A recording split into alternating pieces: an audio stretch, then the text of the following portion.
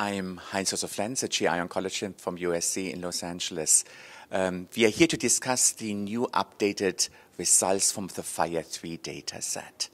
And these are very interesting and exciting results because with extended testing beyond what we have usually done for patients with metastatic colon cancer, testing KRAS in exon 2, particular codon 12 and 13, the investigators of FIRE3 extended the analysis to include exon 3, exon 4 of KRAS, as well as exon 2 and 3 of NRAS.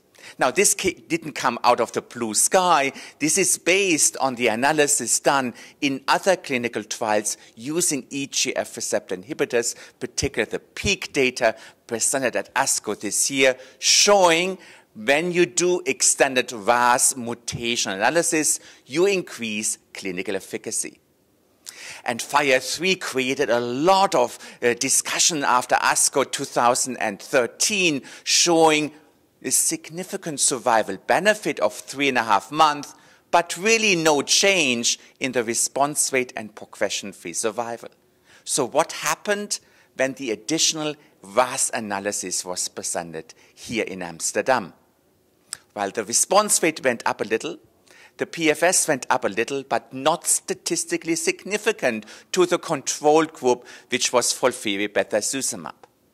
One of the biggest surprises, the survival increased, but more than doubled. 7.5-month difference between FOLFIRI-cetuximab versus FOLFIRI-bevacizumab if patients were looked who have really wild-type RAS. Now, how do these data compare to the other studies? They are in line with the other data shown with the panitumumab trials. PEAK data, everything is consistent.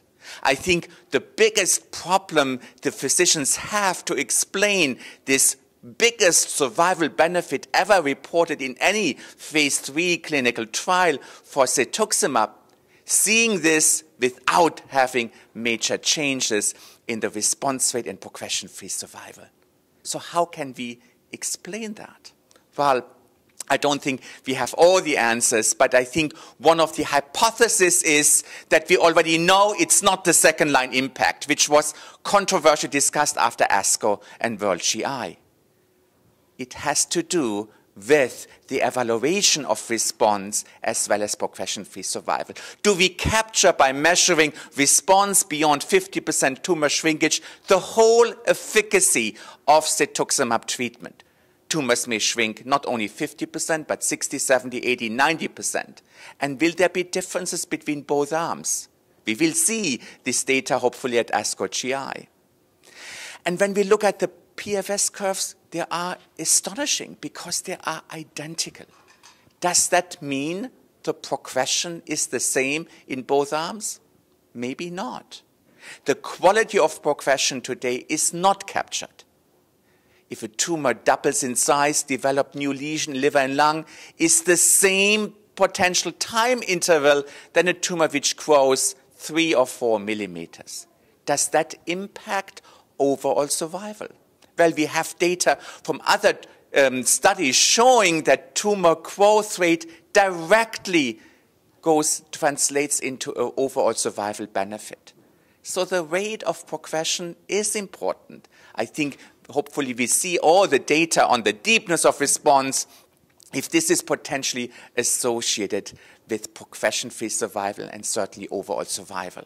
So I think these data taken together are challenging our new standard of care treatments where you have a patient with wild-type RAS in first-line treatment, data showing in this trial showing a 7-month overall survival benefit will get to ask the question, should we consider cetuximab in first line? And these data strongly suggest that this is part of the discussion in our everyday treatment decisions in patients with newly diagnosed metastatic disease.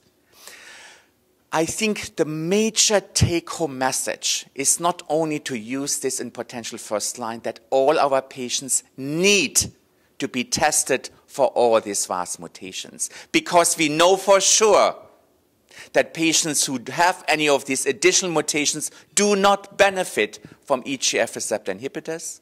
And there are even some data, maybe in the oxaliplatin arm, they may be harmed.